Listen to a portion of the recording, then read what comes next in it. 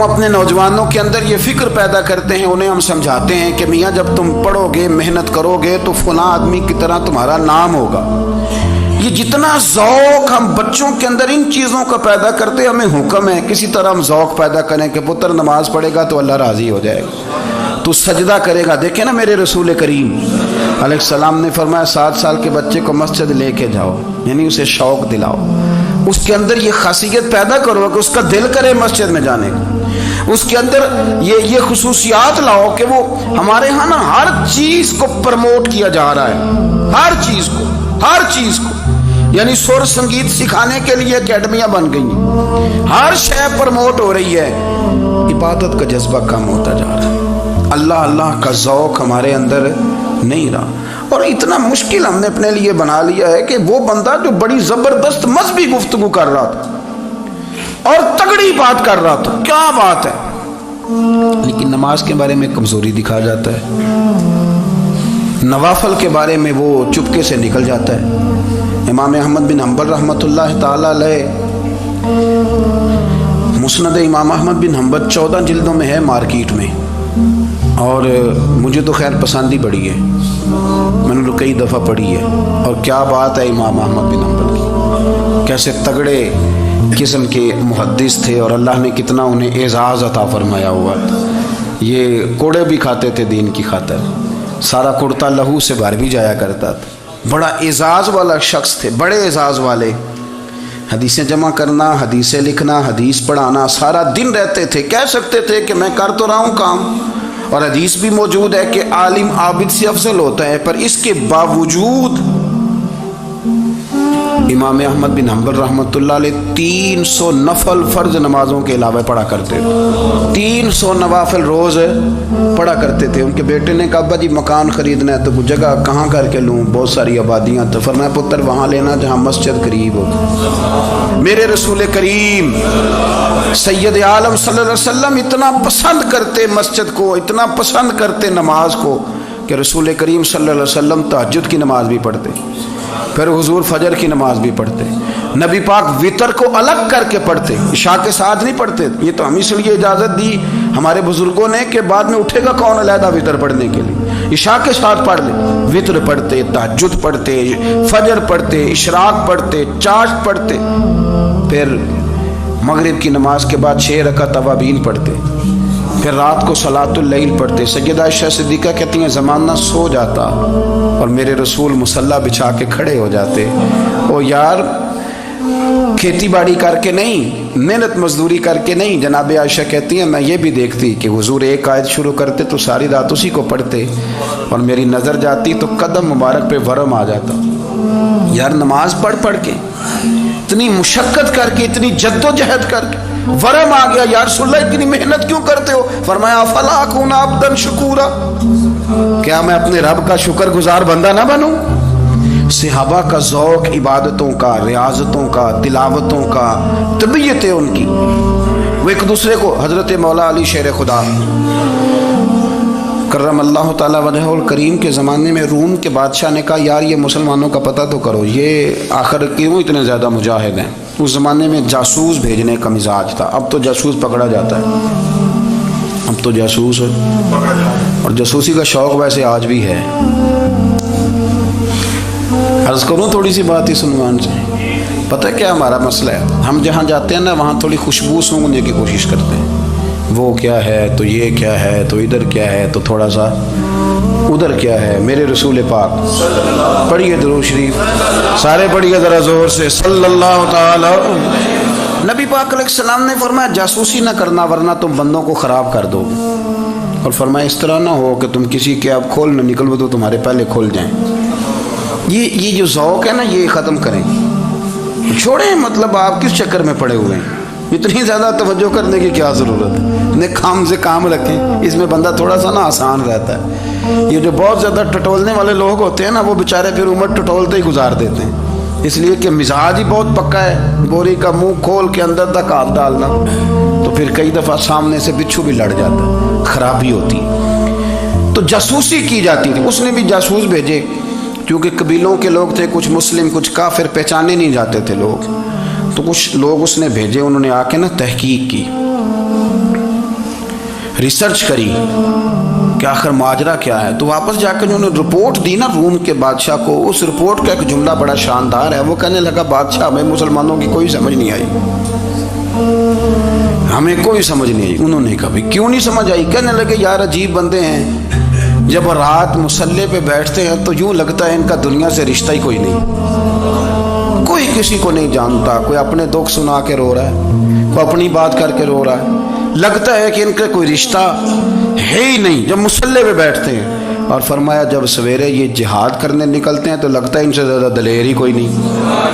حالانکہ جو مسلوں پہ رونے دھونے کے لوگ ہوتے ہیں وہ کئی دفعہ جہاد میں کام نہیں کرتے، لیکن عجیب لوگ ہیں کہ رات کے راہب ہیں، دن کے مجاہد ہیں، کوئی سمجھ نہیں آتی. میرے عزیز، ان لوگوں نے مصلح آباد کر کے رکھا، تلاوتیں ان کا ذوق رہی، منزل روز پڑھنا، اسباق پڑھنا، وظائف پڑھنا، یہ ان کا ذوق رہا. اعلیٰ حضرت بریلوی رحمت اللہ نے 1000 کتاب لکھی ہے، لیکن الوظیفۃ الکریمہ کے نام سے جو وہ صبح و شام وظائف پڑھتے تھے وہ الگ انہوں نے ان کو بیان کیا، پابندی کے ساتھ اپنی اللہ اللہ کرتے تھے. شیخ شہاب الدین سہروردی رحمت اللہ علیہ اس پر ایک بندے نے اعتراض کیا.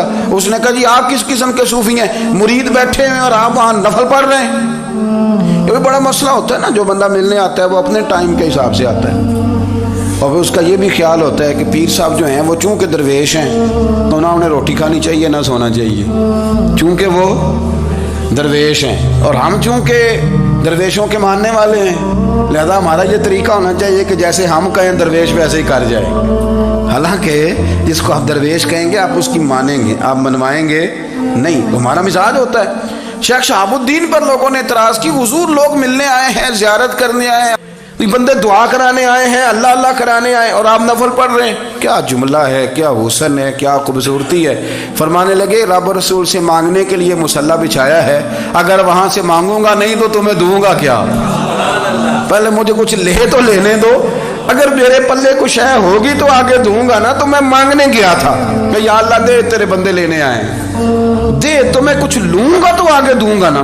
لیکن ہمارا یہ سٹیٹس، یہ مزاج، یہ شعور نہیں ہے. گپیں، کہانیاں، داستانیں، گفتگو، خطابت، واز، کیا بات. لیکن اگر کچھ کرنے کا کام ہو تو وہ نہیں ہم سے ہوتا. میرے نبی کریم علیہ الصلوۃ والسلام نے مصلی سے دل لگانے کا درس دیا، حضور نے توجہ دلائی. صحابہ اس ذوق کے حامل لوگ تھے، وہ کوشش کرتے تھے. جناب صدیق اکبر رضی اللہ تعالیٰ عنہ کا عبادت کا مزاج ہمیشہ قائم رہا. حضرت عمر فاروق ساری رات اللہ کے حضور کھڑے رہے.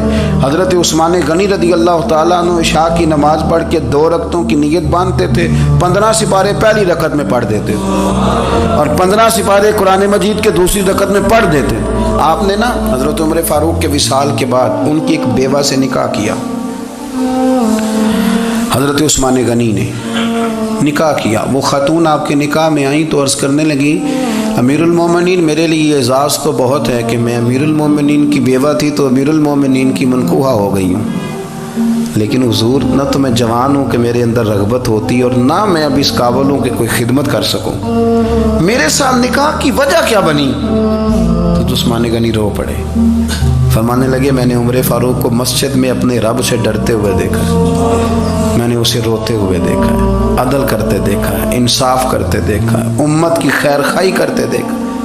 تمہارے ساتھ نکاح اس لیے کیا ہے کہ تم مجھے یہ بتاؤ کہ عمر فاروق گھر کے اندر اپنے رب کو کیسے راضی کرتے تھے، گھر کے اندر کیسے راضی کرتے تھے، وہ طریقے بتلاؤ، تم بتاتی جانا اور میں بھی اسی طرح گھر میں عبادت کروں.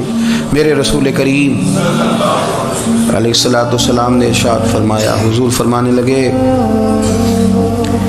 جس گھر میں اللہ کا ذکر ہوتا ہے وہ گھر زندوں کا ہے، اور جس گھر میں رب کریم کا ذکر نہیں ہوتا وہ گھر زندوں کا نہیں ہے. گھر نا ہم نا کتابوں میں پڑھتے ہیں کہ ایک بزرگ کہتے ہیں، حضرت فضیل بن ایاز کہتے ہیں کہ میں ایک گلی سے گزر رہا تھا تو گھر کے اندر کسی قاری سامنے قرآن کی آیت پڑھ دی، ولی من خاف مقام ربہ جنتان.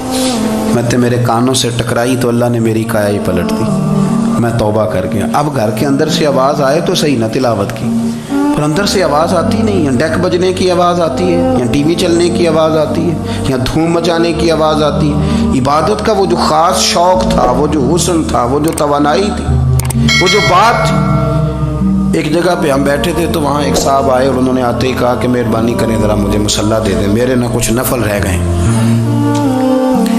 تو میں نے وضو کر لیا تو کوئی مصلی مل جائے، مصلی انہیں دے دیا گیا، وہ مصلی لے کے چلے گئے۔ تو پیچھے ایک صاحب نے تبصرہ کیا، کہنے نے کتنا ریاکار بندہ ہے، لوگوں کو دکھا رہا ہے کہ میں نفل پڑھتا ہوں، ہے کوئی بات کرنے والی؟ میں نے اسے کہا، میں نے کہا تو مہربانی کرنا اس طرح کی ریاکاری تو بھی کر، پکڑ مصلی اور جا تو بھی تھوڑی ریاکاری کر کے آ، اٹھ ذرا شکر کر، کوئی یہ ریاکار بھی ملا ہے، کوئی نفل پڑھ کے ریاکاری کر رہا ہے۔ اللہ کا میں کہتا ہوں کو پڑھے تو صحیح نہ، یار یہ کوئی دور ہے نفل پڑھنے کا؟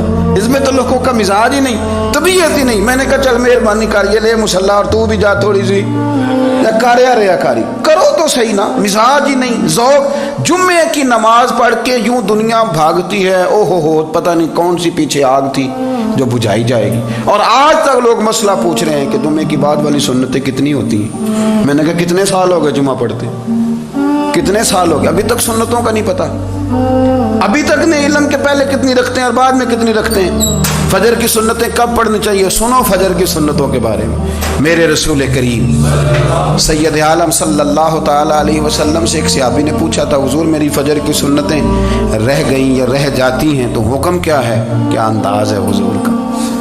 بخاری مسلم کے لفظ سنو، حضور سید عالم صلی اللہ علیہ وسلم فرمانے لگے، اس نے کیا پوچھا تھا؟ حضور جواب کیا دیتے ہیں؟ فرمایا فجر کی سنتیں کبھی نہ چھوڑنا، فجر کی پہلی 2 سنتیں کبھی نہ چھوڑنا۔ یا رسول اللہ صلی اللہ تعالی علیہ وسلم میری رہ گئی ہیں، رہ جاتی ہیں۔ فرمایا فجر کی 2 سنتیں نہ چھوڑنا، فرمایا فجر کی پہلی 2 سنتیں مجھے دنیا اور دنیا کے اندر جو کچھ ہے وہ سب سے زیادہ پیاری ہے۔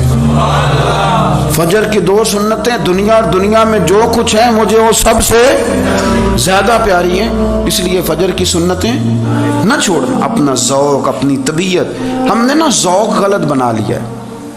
اگر 20 بندے کہہ بھی دیں گے تو نے بڑی شاندار تلاوت کیا تو کیا اس سے بنے گا؟ 100 بندہ کہہ بھی دے تیری کیا بات ہے، کیا بات ہے نعت خاں کی، کیا بات ہے علامہ صاحب کی، پیر صاحب کی، پیر مہر علی شاہ صاحب رحمۃ اللہ علیہ۔ آپ تشریف فرما تھے تو آپ کے ایک ہی بیٹے بابو جی جن کو کہا جاتا ہے، جس دن صاحبزادے پیدا ہوئے تو خادم نہ وہاں سے نکلا۔ ان لوگوں کے شوق اور طرح کے تھے نا، تو ان کی توجہ بھی اپنے شوق کی طرف رہتی۔ تو خادم نکلا اندر سے، پیر صاحب مبارک ہو، پیر صاحب مبارک ہو، پیر صاحب مبارک ہو، پیر صاحب مبارک ہو، شور کر رہے ہیں۔ تو پیر صاحب کو وجد ہو گیا، اللہ اکبر اللہ اکبر اللہ، وہ کیا ہوا، کس بات کی مبارک دے رہے ہو؟ عرض کی حضور اللہ نے بیٹا دیا ہے۔ تو آپ فرمانے لگے اچھا حضور آپ کیا ہوا، آپ تو پریشان ہو گئے۔ فرمانے لگے جب تو نے 3 دفعہ کہا نا مہر علی کو مبارک ہو، تو میں سمجھا تھا شاید تجھے کسی نے بتا دیا ہے کہ مہر علی سے اللہ راضی ہو گیا۔ میں سمجھا تھا کہ شاید تو یہ خبر لے کے آیا ہے کہ کسی نے بتایا ہے کہ مجھے آج خبر ملی ہے کہ مہر علی سے رب اچھا پتر ہوا ہے، الحمدللہ اللہ کا شکر ہے، پر میرے لیے مبارک کا دن وہ ہوگا جب میرا رب کہے گا کہ میں مہر علی سے راضی ہوں، میرے محبوب کہیں گے کہ میں مہر علی سے۔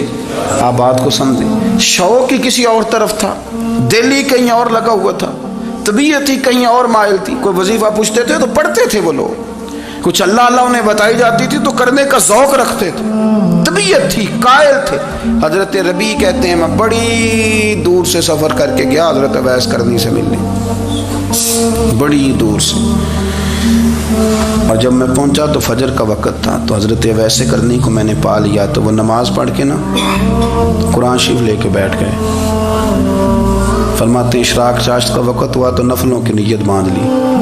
محدث ابن الجوزی نے لکھا ہے، فرماتے ہیں پھر جب زوال کا وقت ہوا تو مسجد میں جھاڑو دینے لگ گئے۔ زور کی نماز پڑھ کے تو عصر کی تیاری تک وہ مسجد میں بیٹھے رہے، اور میرے نبی پاک علیہ السلام نے فرمایا جو نماز کے انتظار میں بیٹھا ہو وہ نماز ہی میں ہے، وہ نماز ہی میں ہے۔ فرمایا میری دنیا میری امت کی جو رہبانیت ہے نا وہ اتنی ہے کہ نماز کا انتظار کرے، اذان کے بعد نماز کا یہ راہب ہے، یہ اس وقت چھوڑ کے بیٹھے ہیں سارا کچھ۔ فرماتے ہیں عصر تک انہوں نے اللہ اللہ کی، پھر مغرب تک کی، عشاء کی نماز ہوئی تو نماز پڑھی تو وہ تھک گئے۔ اب مجھے وہ فارغ ہوں مصلی چھوڑے تو میں ملاقات کروں نا، یہ آپ حیران نہ ہو کہ اتنی دیر بندہ کیسے اللہ اللہ کر، ہم نے کی نہیں نا اس لیے ہم پریشان ہیں۔ جو عادی ہوتے ہیں وہ کر بھی لیتے ہیں وہ یہ کام. میری بات کی سمجھ آ رہی ہے؟ جب جاتے ہو کسی دفتر میں تو 8 گھنٹے کھڑے رہ لیتے ہو نا, مجبوری ہوتی ہے تو کھڑے رہا جا سکتا ہے. پاسپورٹ کے دفتر بولیے, امیگریشن کی لائنوں میں, اور میں نے تو ایمبیسیوں میں بندے 12 گھنٹے پہلے جا کے کھڑے دیکھے, رہ لیتے ہیں کھڑے. تو اگر ان کاموں کے لیے رہا جاتا ہے تو اللہ رسول کے لیے بھی کھڑے رہا جا سکتا ہے. تو فرمانے لگے کہ جب عشاء کی نماز کے بعد آخر انسان تھے, تھک گئے, نیند کا غلبہ ہوا, تو تھوڑی ایسے آنکھ بند ہوئی تو کھلی تو رونے لگے. حضرت اب ایسے کرنی ہے, رو کے کہنے لگے مالک مجھے غافل تو نہ کر, ابھی میں نے کیا بھی کچھ نہیں, دن ختم ہو گیا, کوئی نفل نہیں, کوئی اللہ اللہ نہیں, اللہ مجھے غافل نہ کر, میری مدد فرما. فرماتے ہیں جب وہ روئے تو میرے ساتھ جو شخص تھا, میں نے کہا اٹھو چلیں. کہنے لگا حضور ملنا نہیں. فرمایا جو میں لینے آیا تھا وہ مجھے مل گیا, جو میں ان سے سیکھنے آیا تھا وہ مجھے نصیب ہو گیا, اب اور میں نے کیا لینا, ختم ہو گئی بات, اٹھو چلیں. اللہ کے بندوں نے حضرت ربیعہ بن کعب اسلمی رضی اللہ تعالیٰ عنہ فرماتے ہیں, کہتے ہیں جب بنو قریظہ اور بنو نذیر یہودیوں کے ساتھ حضور علیہ السلام نے جنگ کا اعلان فرمایا تو وہ دشمن ہو گئے. ہمیں خطرہ تھا کہ وہ رات کو کہیں محبوب کو تکلیف نہ دیں, تو کچھ لوگ نا تلواریں لے کے نبی پاک کے دروازے پہ پہرے داری کرتے تھے. گن مین رکھنا حرام نہیں, اگر کسی کو واقعی خطرہ ہو تو اس کے لیے سنت بھی ہے. حضرت علی المرتضیٰ تلوار لے کے حضور کے گھر کا پہرا دیتے تھے. حضرت ربیعہ بن کعب اسلمی رضی اللہ تعالیٰ عنہ فرماتے ہیں کہ رات میری ڈیوٹی تھی کہ میں حضور کے گھر کا پہرا دوں گا. تو فرماتے ہیں میں باہر سن رہا تھا, ساری رات ہی میرے نبی پاک نے اللہ کی تسبیح پڑھی, ساری رات, کبھی تسبیح, کبھی تحلیل, کبھی تحمید, کبھی تکبیر, ساری رات. فرماتے ہیں ساری رات حضور پڑھتے رہے اور ساری رات ہی میں سنتا رہا. مجھے اونگ آ گئی, میری آنکھ لگ گئی, حضور ابھی پڑھ رہے تھے, میں تھک کے سو گیا. اور فرماتے ہیں جب میری آنکھ دوبارہ سے کھلی تو میرے کانوں میں پھر کوئی چیز گونجی, تو میں نے کان لگایا تو میرے حبیب ابھی بھی اللہ کو یاد کر رہے. ساری رات حضور رب کی عبادت کرتے. اسی لیے تو کہا یا ایھا المزمل قم اللیل الا قلیلا, حبیب ساری رات تو نہ جاگا کر, تھوڑا آرام بھی کر لیے گا. میرے بھائی اپنا مصلی, اپنی عبادات, اپنے وظائف, اللہ اللہ جو آپ نے کسی سے سیکھی ہے اس کو کبھی کمزور نہ ہونے دیں. شجرہ شریف جو کسی بزرگ سے آپ لے لیتے ہیں تو کیا رسم ہے کوئی, اس پہ کچھ لکھا ہوتا ہے, وہ پڑھنے کے لیے دیا جاتا ہے, اس پہ لکھا ہوتا ہے کہ یہ اللہ اللہ آپ نے کرنی ہے. ساری زندگی کسی اسکول میں داخل ہو گئے اور وہاں جا کے آپ نصاب ہی نہ پڑھیں, کتاب ہی نہ کھولیں تو پاس ہو جائیں گے؟ تو کہتے ہیں میں 20 سال جاتا رہا ملا کچھ نہیں. تو آپ نے لیا کیا ہے؟ ایک اتنی سی کتاب تھی, اس کو تو کھول کے آپ دیکھ نہیں سکے, اس کے وظائف تک تو رسائی نہ ہوئی. اس لیے کہ اللہ اللہ کرنا مشکل ہے اور تصویر کھنچانا یہ آسان کام ہے. تو جو آسان ہے اس طرف ہماری توجہ لگی رہتی ہے اور جو مشکل ہے اس طرف ہم ذوق پیدا نہیں کرتے. یا ایھا الناس اعبدوا ربکم الذی خلقکم والذین من قبلکم لعلکم تتقون, اے لوگوں اس رب کی عبادت کرو جس نے تمہیں پیدا کیا اور تم سے پہلوں کو پیدا کیا, اس لیے عبادت کرو.